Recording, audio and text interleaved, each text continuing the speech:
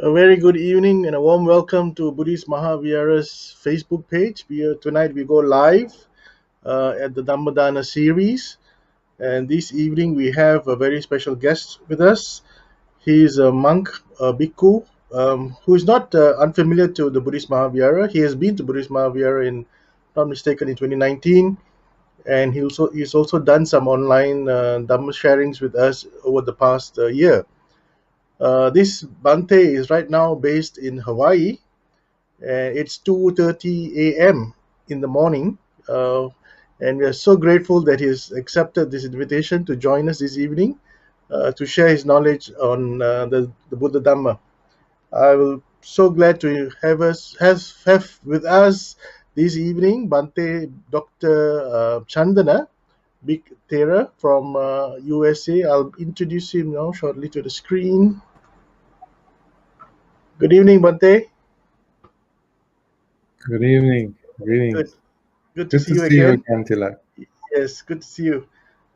Sorry, but because of the time difference, it's 2:30 in the morning for you, and here it's 8:30 p.m. And we are so glad that you accepted this invitation to do it at this time to please our audience. Um, we've got a huge audience this evening, Bante. We've got almost 80 people now watching us live. Oh, Uh, wonderful. okay, before we proceed, let me quickly read Bante's profile. For those of you who are unfamiliar with Dr. Chandana, Venerable Dr. Chandana is a bhikkhu who has been a student of Dhamma for over 30 years. He's also been teaching the Dhamma for 2 decades, which is 20 years. Bhante Chandana has a doctorate in the Buddhist ministry, as well as MA degrees in psychology, marriage, and family counseling, as well as comparative religions. In addition to his academic and applied background in the Dhamma, Venerable Dr. Chandana has extensive background working with patients as a clinical psychotherapist, having completed his degree and training in psychology and marriage and family therapy in the USA. Now, during the COVID-19 epidemic, Bhante was invited to Italy and then to the UK to work with locals and the Buddhist lay people there as they struggled with the impact of these distressing times. While making the Dhamma available and giving meditation retreats in Europe, USA, and Asia as well. I presume that was done online. Being the first fully ordained bhikkhu of Armenian descent, Bhante took the Dhamma of the Buddha to Armenia this past October, where he established a community of Buddhist practitioners anchored on Sila, Samadhi, and Panya.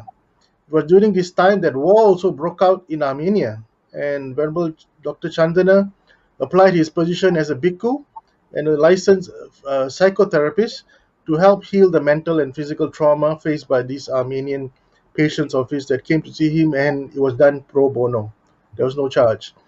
For over a year now, Bhante Chandana has taken to on the task of converting the Pali Nikayas into English by voice recording them and making them freely available for posterity.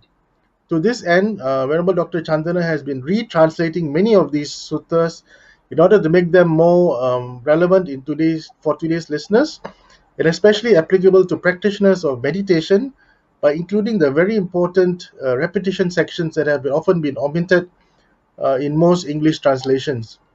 This massive work is currently being done to help make the Dhamma stay accessible through the beautiful sutras that have come to us through the ages. And you can visit him or you can visit his work at his YouTube channel entitled Bhikkhu Chandana. Venerable Dr. Chandana also holds meditation retreats both in person and in Zoom with students around the world focusing on mindfulness, on metta, loving kindness, and vipassana, as well as helping introduce healthier relational skills to bring happiness in people's lives while reducing the suffering through increase in understanding. Venerable Dr. Chandana has also authored an upcoming book called Buddhist Mindfulness and Lifestyle that has already been printed by the Buddhist Mahavihara to be made freely available for distribution once the conditions are right. We are unable to ship the books overseas because of the current pandemic here in Malaysia. When Dr. Chandana is not as Dr. Chanjade is not living in a monastery, nor is being supported by any large Buddhist community. He hopes that he can get support through donations from his supporters and close students. We will send you the PayPal account where you can make a donation to Dr. Chandana later on whilst the talk is in progress. So, without much ado, I would now like to invite Bhante to start this evening's Dhamma sharing entitled Life After Death. Bhante? Very good. Namo tassa bhagavato arahato samma sambuddhassa. Namo tassa bhagavato arahato samma sambuddhassa. Namo tassa bhagavato arahato samma sambuddhassa. Buddhang saranang gacchami, dhammang saranang gacchami, sanghang saranang gacchami. Thank you, Brother Leslie, for having me yet again on this wonderful platform. And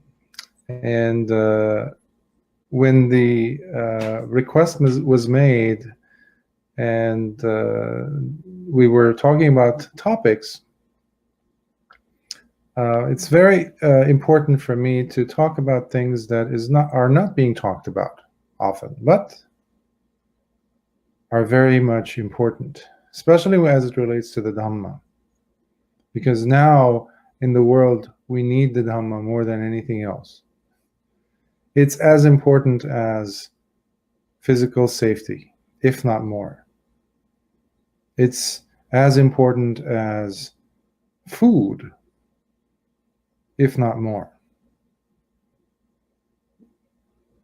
So we need to bring and invite the Dhamma back in. Now, how can we do that? In a most life-changing manner. The Buddha talked about our kamma being the only inheritance that is guaranteed. The only inheritance that is guaranteed. So, to realize the mind's true nature is to realize the Dhamma. To understand the mind is the same as understanding the Dhamma. Once the mind is known, then the Dhamma in its entirety is known. And the topic of today is life after death. And we all can agree, I believe, about the relevancy of this theme, of this topic, given what's happening in the world and has been happening in the world, especially during the past year. In Buddhism, we keep hearing about the precious human birth. But not every human birth is precious. Of course, the opportunity is there to make it precious. But it is not necessarily preciously lived. So the question that we first must ask is this: how can life become precious? Well, in this tradition, we know that one must be born at a time period where and when there is still the Dhamma being taught. The Dhamma that was taught by Lord Buddha. Today, there are parts of the world where they probably will live out their entire lives and never come across the Dhamma. Even though on the other side of the planet, or a few hours away from them, there might be available the Dhamma, whether in the form of even something like a book, or a teacher, or a bhikkhu, or bhikkhuni. So we need to be in the presence, we need to encounter the Dhamma. But even more important than that, is we must have the curiosity and eagerness to learn the Dhamma. In Asia, there's hundreds of millions of people who were born within, so to speak, the tradition. But how many people in those communities do have the curiosity and eagerness to just go deep into it, to understand it, to read it, to ask questions, to seek out teachers?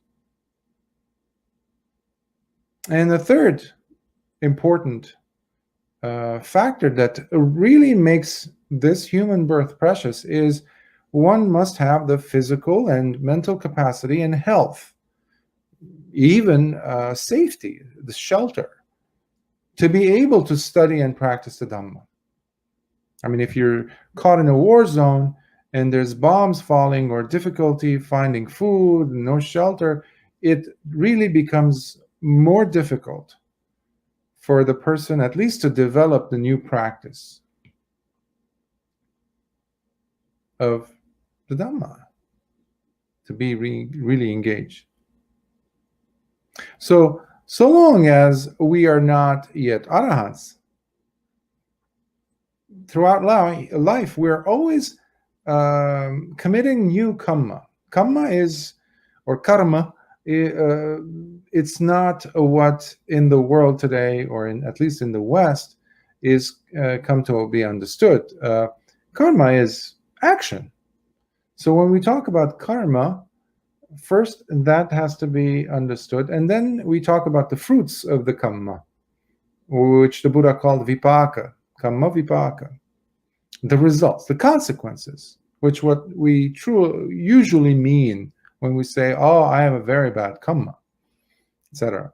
So throughout life, we're always committing different types of karma, actions through body, speech, and mind.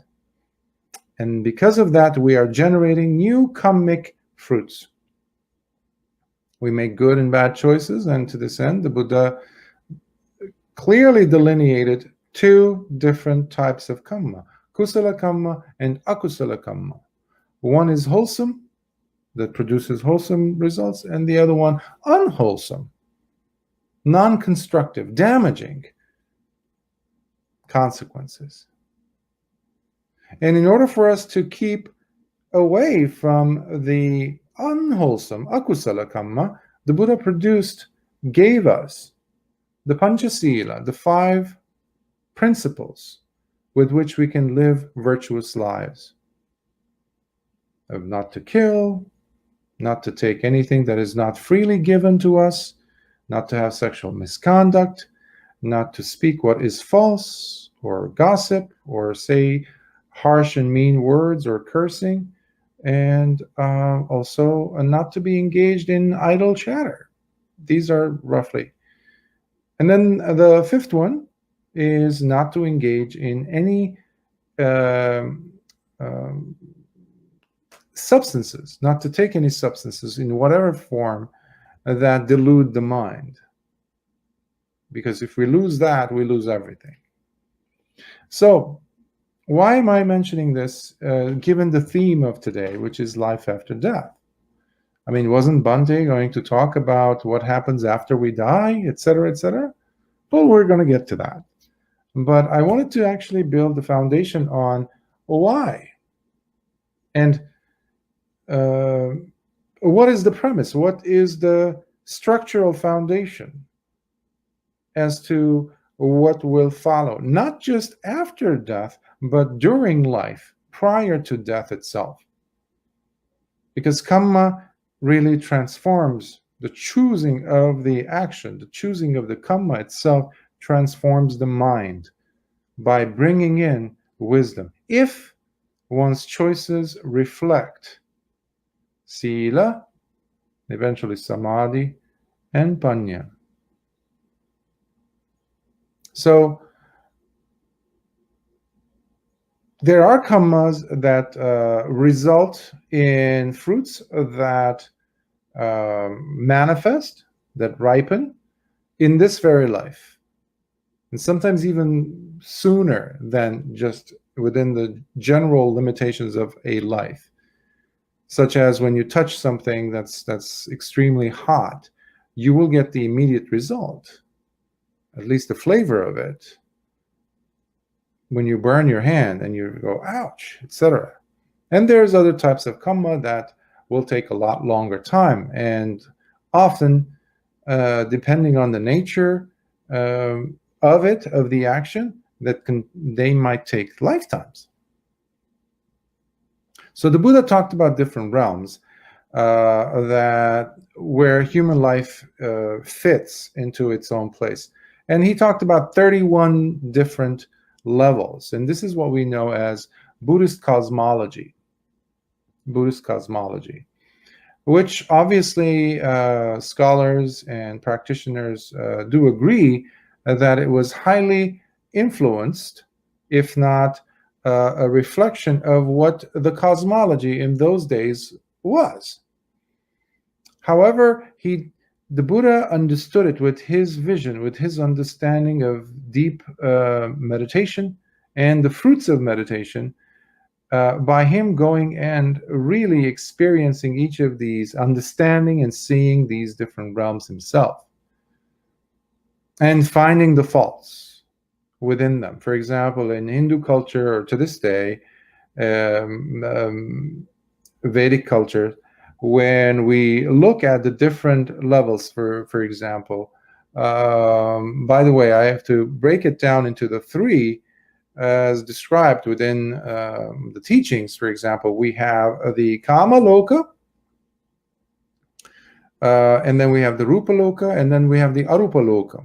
So Kama Loka is basically the sensual realms.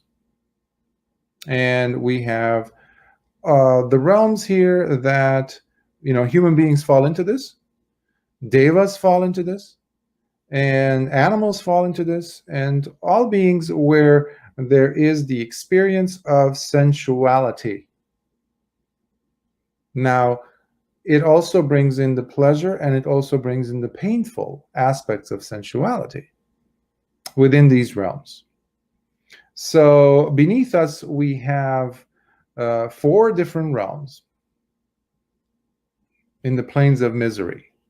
We have the demonic, or the asuras realms.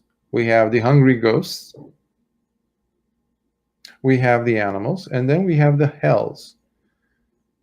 Many people ask me, Bhante, you don't believe, you have a background in science, you taught biology for over 10 years, how could you believe in hells, etc., etc.?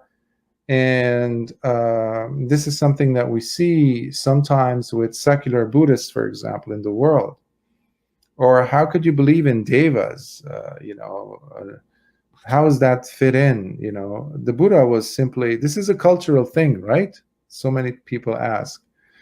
And I just smile and I say, have you ever seen $1 million? And they say, no. Do you believe in $1 million, that $1 million could exist? And they say, of course. I say, how do you know? You've never seen it? You've never touched it? Well, of course, you can't use that. Well, why not? Because simply for the fact that the person has not been exposed to it, we cannot nullify it until we've tested it and seen it for ourselves, whether it exists or not. And the Lord Buddha, along with his disciples, to this day, can attest to the presence of these realms. And what I mean by that is not through scholarly research. Oftentimes, scholars and commentators over the years, both in the East and the West, have come up with their own interpretations of what the Dhamma is. So they've done it very cognitively and heady. And many of these scholars are non-practitioners. So they use this Western language. They use a lot of scientific method, they call it, which is in fact more of a worship of science. And in the university, some of the professors used to call it scientism, believing blindly in science. So we need to bring the focus back to understand that it is an experiential understanding when we refer to the Dhamma, the teaching. So it is practice based, and one can see for oneself. Plus, the countless suttas where the Buddha clearly delineates the presence. So this was not a cultural thing that the Buddha was just following through or just adhering to, etc. Then we come to the Rupa Lokas. So the Rupa Lokas, or the form realms, they are beyond the confines of sensuality. These five senses, pleasures that are related with touch, with smell, with taste, etc., etc. And these realms are where we find, obviously, human beings. We're on the fifth realm, and way above, even past the Deva realms, many of the Deva realms. This is where we get to the Brahma realms. Brahma realms. And even beyond the Brahma realms, we get to the pure realms. So we need to be able to distinguish between these realms, in the sense that the mind has become much more refined given several different factors. And for example, if a person is simply doing the Brahma Viharas without penetrating into the nature of phenomena, they haven't understood, for example, anicca, the impermanent factor aspect of life, phenomena. They haven't understood the Four Noble Truths. They haven't penetrated into what dukkha is. Then, yes, you can be the most giving person from your heart and generous person. So you do a lot of donations and you practice some Dhamma. You might be reborn in the Brahma realms, especially when you're doing Brahma Viharas with Metta, Karuna, Mudita, and Upekkha. But so long as we have not penetrated it into, and I have to also admit, like when we're doing state rather, that when we are reborn into these realms, you don't have to be a Buddhist to be reborn into these realms. So there are certain jhanic practices that one can do to be reborn there. If a person has had the first, second, third, or fourth jhana, for example, they can be reborn into these realms, because their living experience has manifested in the form of metta, which is a Brahma Vihara. Vihara means an abode, a dwelling of what? Brahma, a higher being. However, each of these realms, the ones prior and the ones to come, have a certain limitation of time. So temporally they are confined. They will run out. The bank account, the credit line will run out, whether in the Deva realms, Brahma realms, or in the hell realms. So there are no ideas or concepts as you would find, let's say, in the Judeo-Christian or Islamic traditions, meaning infinite or eternal flames, eternal hells, eternal heavens. So even the saintly characters in different religions, for example, the day will come where their credit will run out because of the goodness of their character, which might have led them to the higher Deva realms or the Brahma realms. Now, there is a distinction, which I was trying to make earlier, with those people who try to understand the teaching. This is the distinguishing factor. When the person's mind penetrates and understands with direct knowledge, they have panya. And this takes place through insight or vipassana, for example. And you can practice vipassana the way I teach it, the way I've learned it from my teachers, even through the Brahma Viharas. For example, in the Karaniya Metta Sutta, the last verses, the Buddha says, if the person has practiced this well, which is metta, he or she will never enter another womb ever again. Cut the cord of samsara, which is what the Buddha's practice is all about. Now, there's also in the Rupa Lokas, we talk about the pure abodes, which there's about 5 of them, not about, but they are 5. And this is where Mahayana, later Mahayana, several hundred years after the Buddha's teachings, and already it had become polluted in the Buddha's teachings. At that time already, we're talking about past the Third Council. And then afterwards, Mahayana concepts came about, and they used the principle of pure abodes, which are not 5. They 5 different realms where only anagamins are reborn. Anagamins are, again, noble disciples. They're of the 3rd category, 3rd stage awakened beings. For all of you who need a refresher on this, there's 4 levels, primary levels. There's the Sotapanna, which is the stream enterer. There is the Sakadagamin, which is the once returner. There's the 3rd one, which is the Anagami. Anagami is the one who never comes back. They are reborn into these pure abodes, any of these 5, and they obviously go gradually higher. But once reborn there, they will never fall back. They are guaranteed to attain full arahantship, which is the 4th stage, in any of those realms. So later on in Mahayana, we see how they've taken this concept or this principle of pure abodes and applied it to, for example, the Western paradise,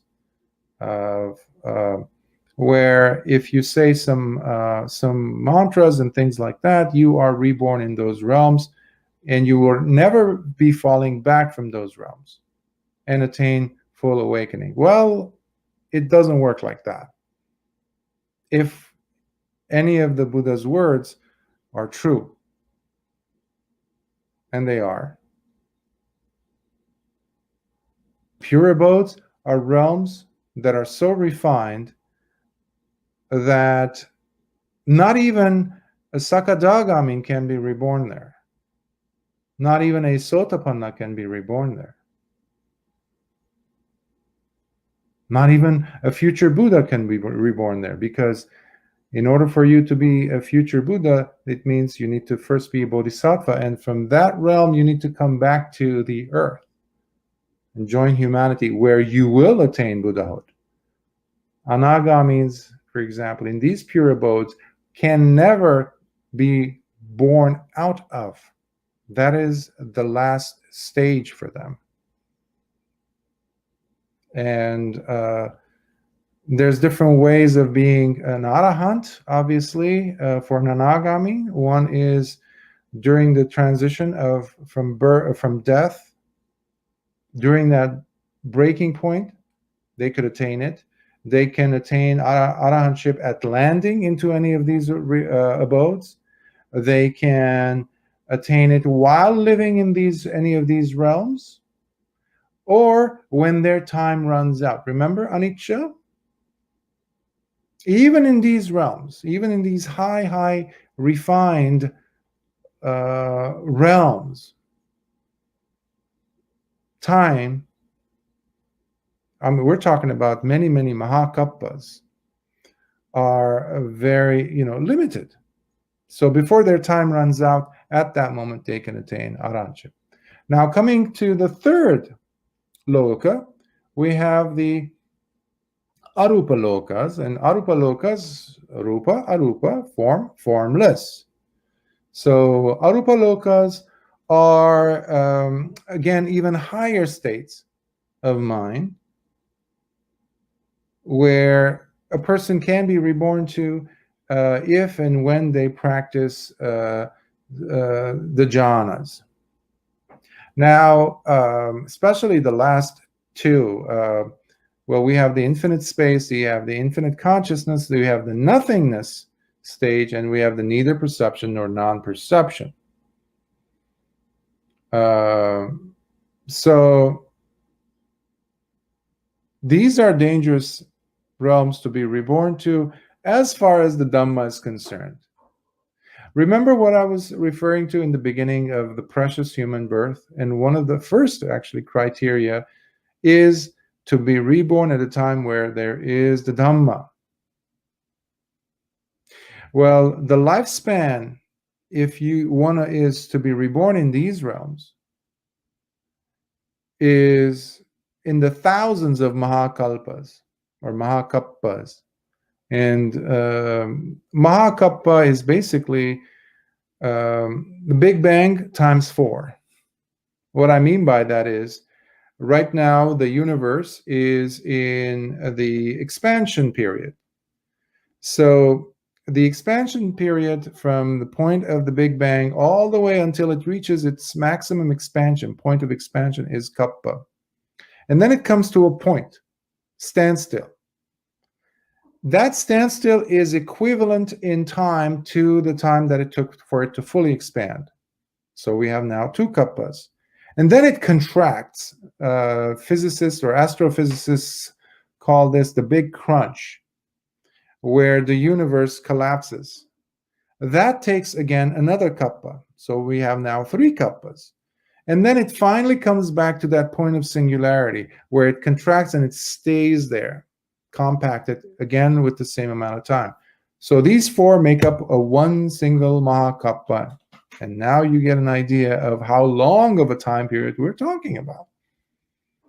Now, the Buddha's own, as a bodhisattva, Siddhartha Gautama, when he was practicing meditation, he was taught by Alara Kalama and Uddakarama Putta. When the Buddha became a Buddha, and he finally decided to teach the Dhamma, he thought to himself, who would be the right person? And he thought of these 2 teachers. Unfortunately, one had died a week ago, the other one had died just the night prior. And they had been reborn in these upper 2 realms. One was reborn in the nothingness realm, and the other one was in the Nevasanya, Nasanya realm. Now, unfortunately, the mind is unable to perceive what's being taught. So the Buddha could not even go to those realms and teach them. What a sad situation for them. Because by the time that they return back and their time runs out, who knows if they're going to have Dhamma? Definitely the Buddha won't be there, because he's not here. He died 2,600 years ago. So our actions make or break our present and future lives. So when we talk about life after death, I would love for you to think about it in terms of not what happens after this life has ended, but while this life is being lived. Because we do have choices, so long as there's 2 qualities present in the mind. One is sati, the other one is sampajanya. One is mindfulness, the other one is clearly comprehending, understanding, in the presence of wisdom, what is happening. These bring out the qualities of the Dhamma within the person. And the mind gets refined right here, right now. Especially in the application of wholesome qualities within life. So, we practice sila for a reason. We practice bhavana or samadhi for a reason. We practice insight for a reason. There's got to be a reason. And in my work with different people, I always encourage students and patients, clients who come in, that the very last thoughts that we have, the mood we are in when we breathe in and out our last thought, our last breath. And especially the feelings we have during those last moments are truly crucial for us, because those emotions, those feelings, those thoughts of the last moments will dictate our future destination. Now, this is a very practical way of looking at this whole process, because what comes later depends on what is happening now. How I perceive and think right now dictates how I will be perceiving and thinking and manifesting in the next moment. So many times people have asked about those who commit suicide, for example. I tell them, please describe to me the mental state of a person who's experiencing certain emotions, who decides to take their own life. And they say, well, they're miserable. I say, is that a good feeling? They say, no. Is that hurtful? Is there suffering? They say, absolutely. Okay. And is there anger or hatred? Is there dosa? They say, probably yes. I say, okay, so you have anger, you have hatred, you have depression, you have confusion, basically, and you want to get out. I say, let's put those characteristics in a person who is in this room, small room, and there's a door, opens and closes. I say, okay, so this person is angry, upset, depressed, confused, all of these nasty things, and he's enraged now here in this room, and he's opening the door and he's stepping into what's behind the door. And let's say there's someone to greet them behind the door. How will they characterize this person's behavior? They say, well, if he was depressed, angry, upset, annoyed, confused, enraged, etc. here, then in all probability, they will be angry, upset, confused, etc., once they step beyond. And I say, exactly. A person who wants to end their suffering when they're in this state of confusion and pain, anger, etc., are only opening up a bigger, worse Pandora's box than what they're dealing with right now. At least they have the Dhamma here. At least they have a body. We don't know where they're going to end up. So I wanted to share that image to kind of facilitate the understanding that what comes up next is completely dependent on what's happening now and what has happened before. So it's not only just this life that we talk about. We're talking about what happens after. So the Buddha did not advocate, by the way. He always discouraged when people came asking, including some of his samana, his own students, his own bhikkhus, when they were talking about a higher rebirth. Because to him it was cheap. To him it was cheap to want to or even be reborn. Because even in the most Maha Brahma realms, okay, fine, but there's no wisdom there. There's levels of mental bliss, you might call it, but eventually the time will run out, and even Maha Brahma will end up falling back down into even hell. Anguttara Nikaya, for example, there are countless suttas where the Buddha is talking about this. And he distinguishes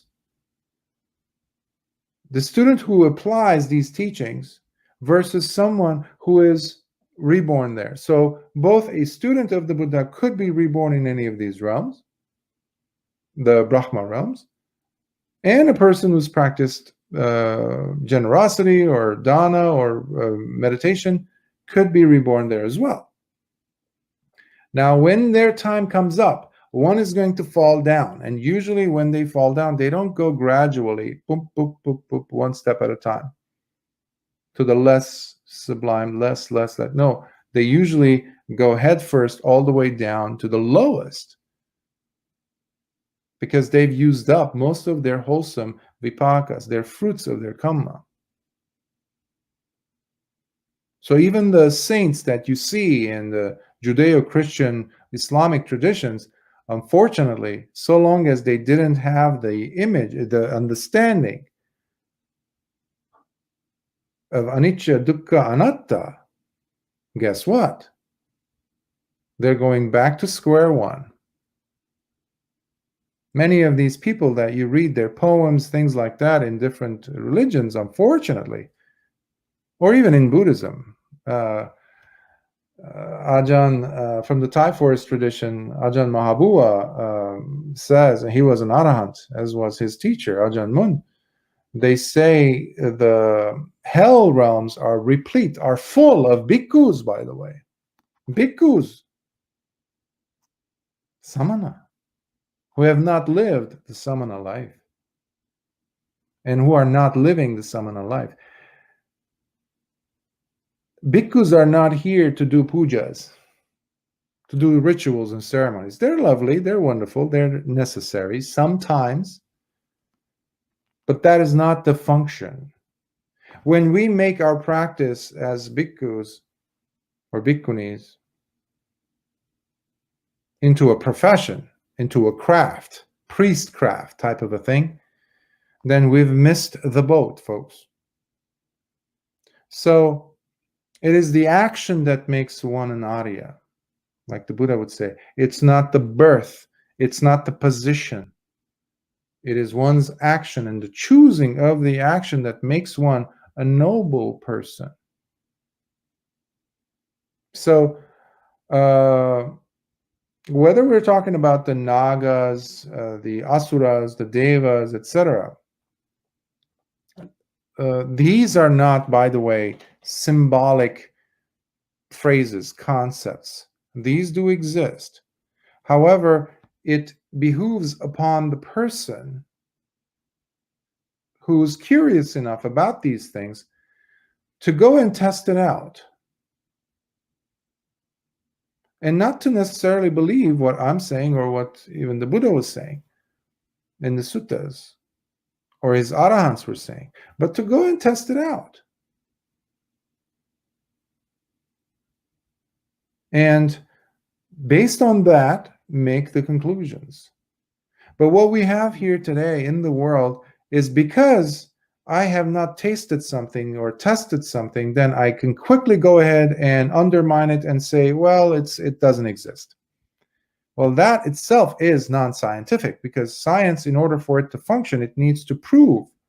First, we start with a hypothesis. And we go through a series of steps, very clearly defined, and then we finally do the observations and we collect the data of this experiment. And that collected data will prove whether the hypothesis was true or not. What you have today in secular Buddhists and other, not just Buddhists, by the way, but I just wanted to mention that that whole process is not being followed. So the hypothesis is becoming a truth, capital T, within quotation marks, for them, without them having gone through the testing process. No observation, no data was collected, no experiment was done. They simply chose to believe one thing over what they think is just mumbo jumbo. The Buddha never taught mumbo jumbo. Never. And if there's anything in the suttas that sounds like it, then most probability says it was added.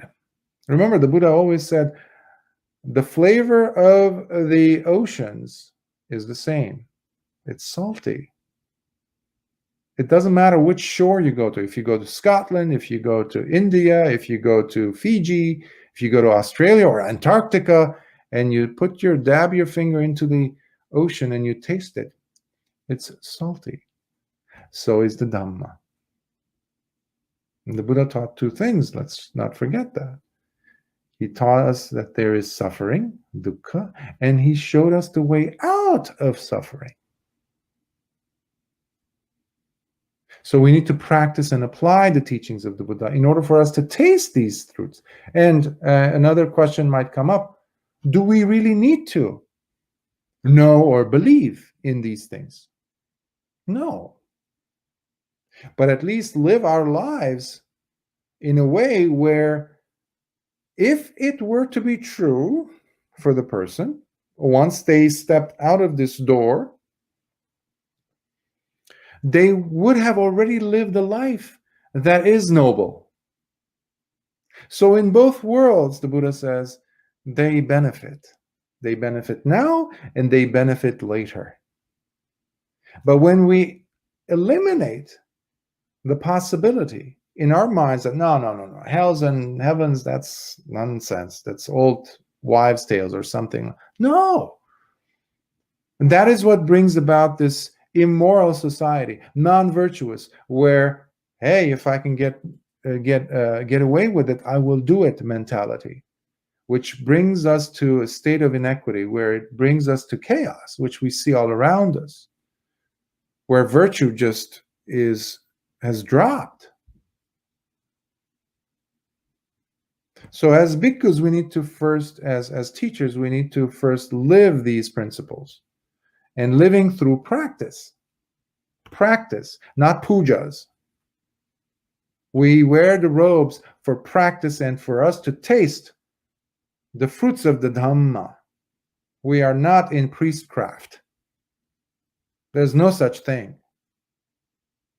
There's no such. The Buddha did not put on the robes and left his royal palace to find the path, to practice the path, to share it with us. He was not going to share it, remember. Brahma Sahampati, he convinced him. By the way, Brahma Sahampati was one of, in past lives, he was an anagami, so he was coming down from one of these pure abodes. And we're so grateful for him to have convinced Lord Buddha to teach. To teach whom? To teach those with little dust in their eyes. So, if you take anything from today's sharing of Dhamma, I would love it to be this. Of all the things that people value and care about in the world, a person's mind is the most precious. In fact, the mind is the foremost treasure in the whole world. So be sure to look after it well. And arriving at the truth about one's own mind is the attainment of Nibbana. So I would love to share this with you. Of course, I can talk more about this and other pertinent matters, and any questions you might have. I know it's a very intriguing subject. I found it to be, over the course of my life, and continue to do so, something that really allows me to see the different nuances of the Dhamma, the Buddha's teachings. It has the relatability, which and repeatability.